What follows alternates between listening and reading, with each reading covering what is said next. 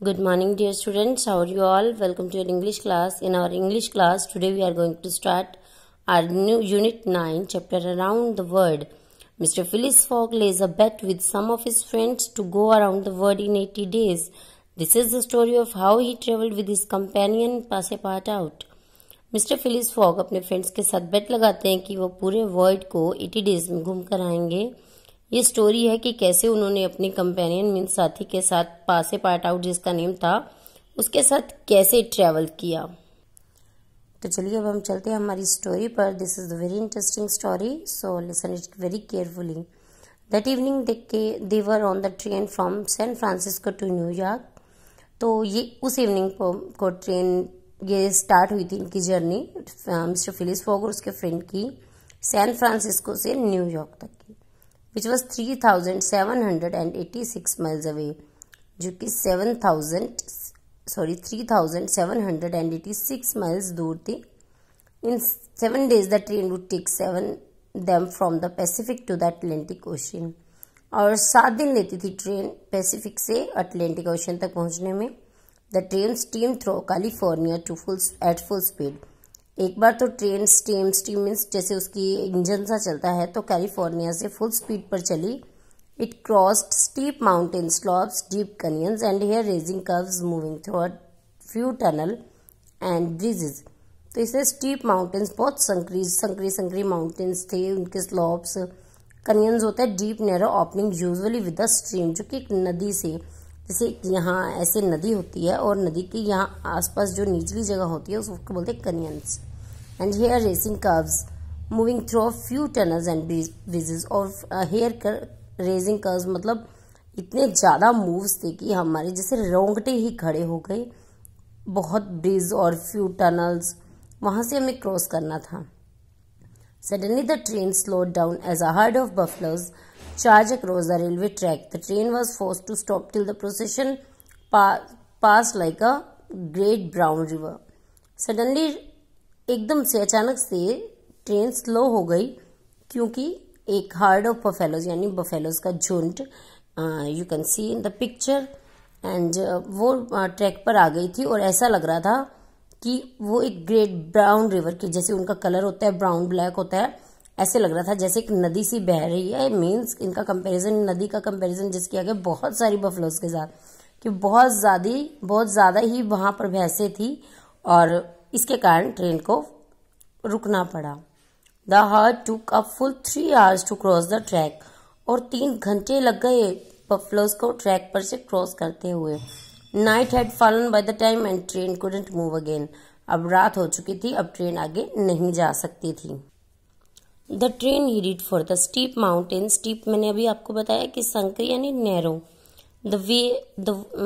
This was the most difficult part of the journey with this winding roads. और बहुत ही ऐसे difficult part था इनका ये, इस जगह पर जाने का माउंटेन्स पर। They passed the highest point of their journey. और उन्होंने पास किया अपने हाइएस्ट पॉइंट का। उनका कितना हाइएस्ट पॉइंट था? 7,524 फीट अबव सी लेवल। अब सी लेवल को हम 0 डिग्री काउंट करते हैं, तो 0 डिग्री से लेकर 7,524 फीट अबव। तो इनका ये हाइएस्ट पॉइंट था। In a few hours they would be out of the Rocky Mountains. और कुछ ही घंटों में ये रॉकी माउंटेन्स चट्टानों भरे रास्ते पर पहुंच गए, वहां से बाहर निकल गई। After the passengers had taken their breakfast the train give a shrill whistle. जब पैसेंजर्स वगैरह सभी ने अपना ब्रेकफास्ट वगैरह ले लिया, कुछ खाने के लिए रिफ्रेशमेंट ले ली, तब ट्रेन की जो विसल होती है उसे बजाई और break with a jerk means होता है झटका, and came to a halt. और ऐसे ही ट्रेन चली और अपने हाल्ट यानी स्टेशन पर पहुंच गई। Passepartout of French passenger went to see what the matter was. और पासेपार्टआउट जो कि फ्रेंच पैसेंजर थे, ये एमसीक्यूज में आ सकता है कि पासेपार्टआउट कौन थे और फ्रेंच पैसेंजर, वो देखी कि किस लिए गाड़ी रुकी है अचानक से। There was nothing to be seen, उन्होंने कुछ दिखाई नहीं दिया। The train had halted in the middle of nowhere, ऐसे बीच में ही कहीं पर रुक गई स्टेशन के बिना। There was no station in sight, और कोई भी स्टेशन भी साइट पे नजर नहीं आया। He heard the signal man से, सिग्नल मैन ने कहा, उसने सुना the train can't go on, अब ट्रेन आगे नहीं जा सकती। द ब्रिज नियर मेडिसिन बो वोंट स्पॉट द वेट। जो मेडिसन रिवर के पास जो वेट ब्रिज का है, ब्रिज पर अगर हम जाते हैं तो जो मेडिसन रिवर है वो वेट को स्पॉट नहीं करती, यानी कि वहां से क्रॉस नहीं कर सकती train. It was a suspension bridge, suspension strange, ये बहुत स्ट्रेंज ब्रिज है, and some of its cable were broken, इसकी केबल्स यानी कि जो तारें हैं आपस में जुड़ी हुई हैं जो वो टूट रही हैं अब।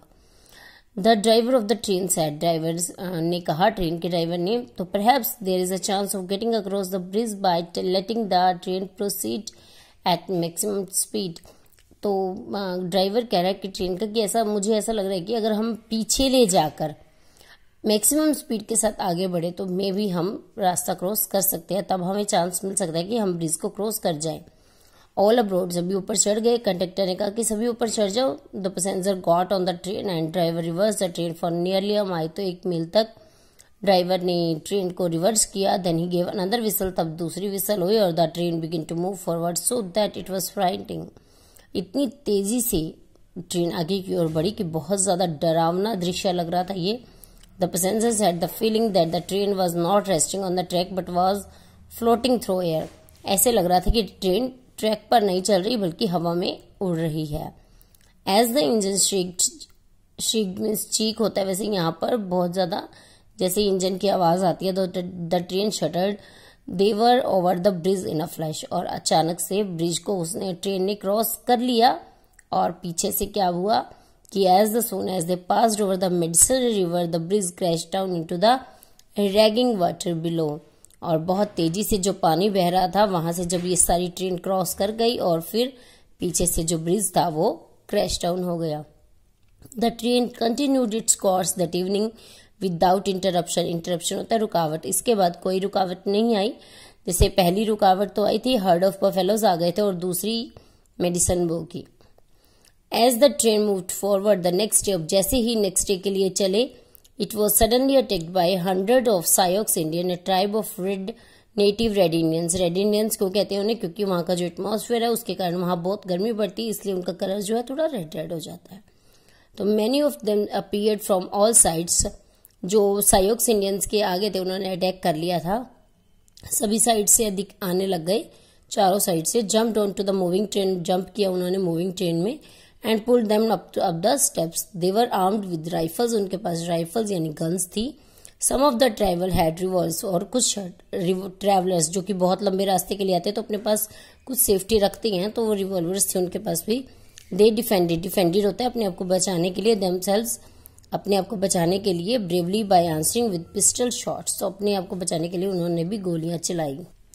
The conductor said the train must be slowed down और वी आर लॉस्ट, तो कंडक्टर ने कहा कि हमें गाड़ी को रोकना पड़ेगा, अदरवाइज हम सब मारे जाएंगे। I will go said Passepartout, Passepartout ने कहा कि मैं देखता हूँ।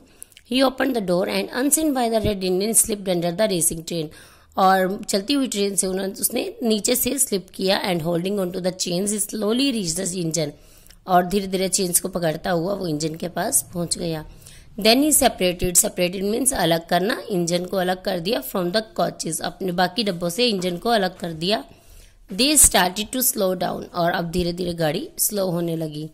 दे had neared a station where soldiers attracted by the sound of shots, वहां पर स्टेशन के पास जब वो पहुंचे, वहां नियरली स्टेशन पहुंच ही रहे थे, और सोल्जर्स ने आवाज सुनी कि बहुत ज्यादा गोलियां चल रही हैं, तो वो भी वहीं पहुंच गए। सोल्जर्स भी सभी hurry towards the train, hurried means होता है जल्दी से ट्रेन की तरफ आ गए।